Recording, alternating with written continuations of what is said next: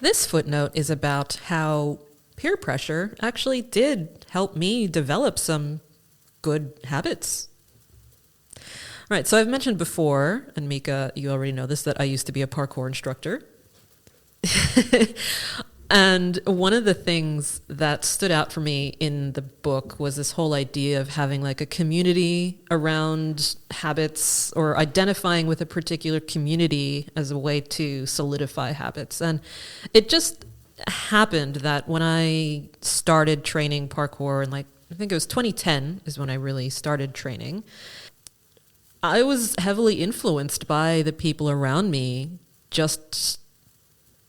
I found myself part of a community that really valued physical movement, and by extension, like nourishing our bodies in a way that would facilitate that physical movement. There was never any talk of like, oh, you've got to be skinny. Mm-hmm. And I think part of that was because like 99% of the people I was training with were dudes who were like 15 to 20 something years old. That was the majority of the people there. They didn't have the same kind of discourse around body image that I think would have been present if I had been training with, you know, women or female presenting people. And I gave myself a lot of permission to not keep up with the boys, but I had a lot of fun trying. And that was the key for me. I had fun running, jumping, challenging myself physically in a way that allowed me to stretch my limits, but not physically like damage myself. So like after training, we would usually go eat together as well. Some of these boys, they really filled their body with lots and lots of food after training. Some had a very different sort of style of eating. But there was never any shame around what we put into our bodies after we trained.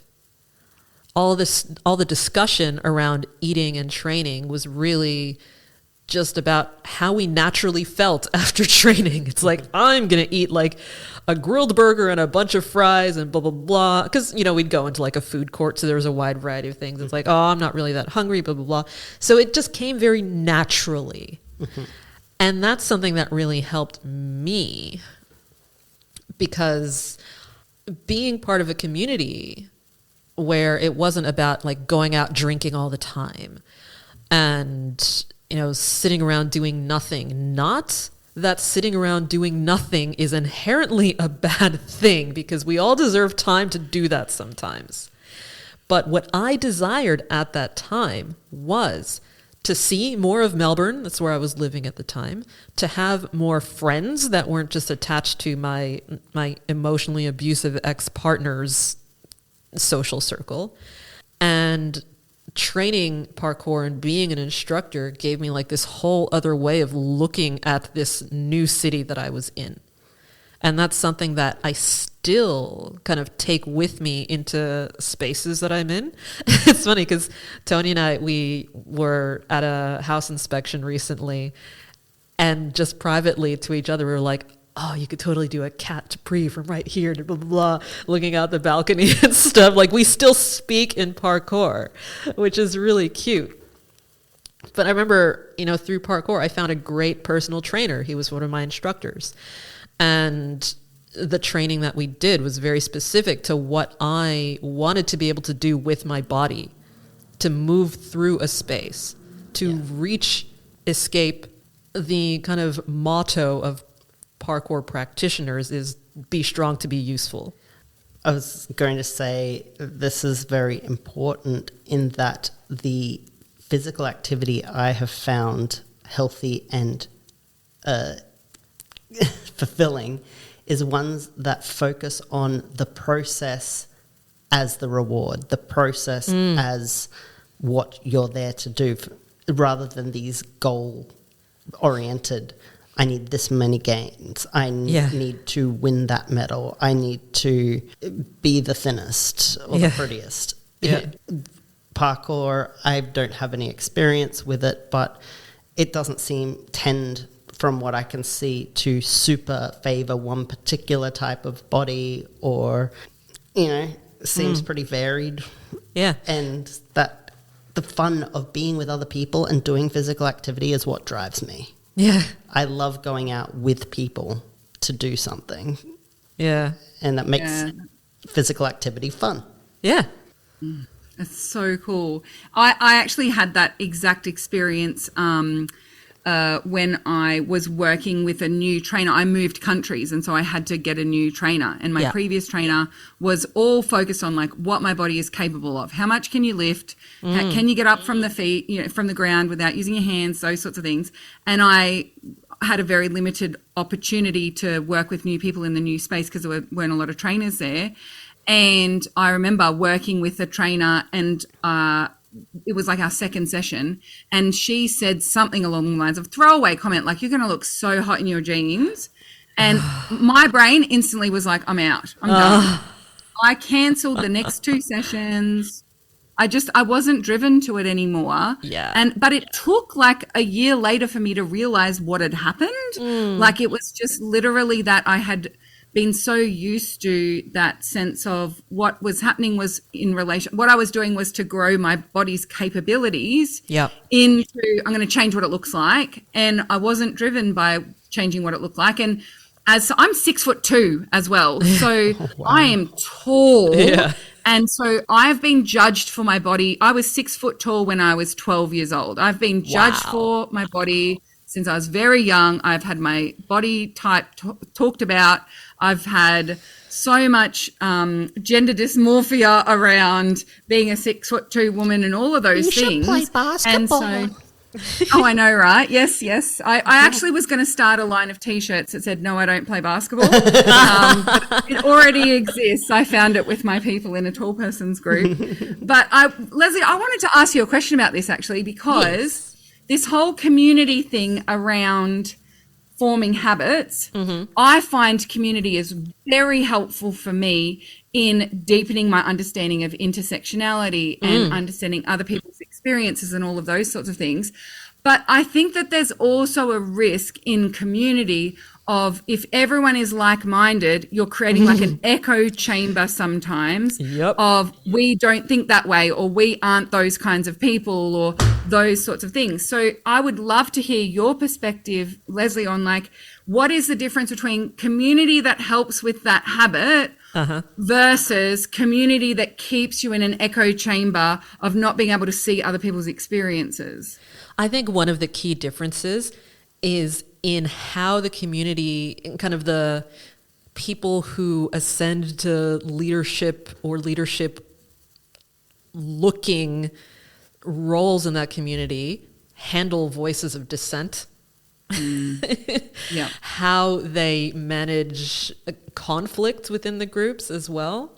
If there are opposing views presented, is there an opportunity to have those discussions, or are those discussions completely shut down? And I think it is super important to be really careful about that, because sometimes when people get embedded in a community that they do start to identify very strongly with, it can feel scary to disagree or to change a habit when it becomes clear to you that, like, actually, no, this is kind of toxic. It becomes culty. And it is really challenging to, like, when you're in those depths, to recognize that. I think another key is to have an awareness of how your connections that exist outside of that community view your participation in that community. Ooh, that's a good one. Yeah. If there are other people who are very close to you that see kind of toxicity brewing within that, it's worth having those conversations. Yeah. Absolutely. That's such a good one, because it just reminds me of all of those times where that's cult. Like, I'm not going to go into cult stuff because I don't have any experience with it, but often those kinds of communities that become insular start becoming insular when it's don't listen to anyone, they're not one of us, or it's creating that this is us and it's us against everyone else, or that's where we've seen a lot of those conspiracy theory kind of groups bubble around, that they don't get it because they can't see. Or the other one that I was thinking of that doesn't necessarily have a leader is the eating disorder stuff in social media as well, right? That secret language, and that we just do these things, and so there's not necessarily a leader curating the space, but if you were to speak to someone who's not part of that community about what goes on, they would have grave concerns for you, right? The people who loved you would have concerns about the influence of that community on you. And so, that's really fascinating. I am very mindful of not using the word like-minded too much, right? Because I facilitate conferences and groups and events. And so I say like-hearted in that, like, it's like that values alignment, but it's not necessarily that we all think the same way. And so, that's really powerful. Thank you for sharing that. Happy to share. Thank you for the question. My quick take was that a community that does not ask you to be the same, but supports you in your personal journey. For instance, I need to leave by 9 p.m. to get to bed. Person A, no, stay for one more. Versus person B, hey, it's 9 p.m. Didn't you want to get going by 9? Yeah, I like that. Beautiful. Yeah. I'm definitely a bed by 9 p.m. person, so I really appreciate that. Oh, yeah. I am a start getting ready for bed by 9 p.m. so that I can be asleep by 2 a.m. Oh, gosh. Well, we'll definitely have a conversation about sleeping habits sometime.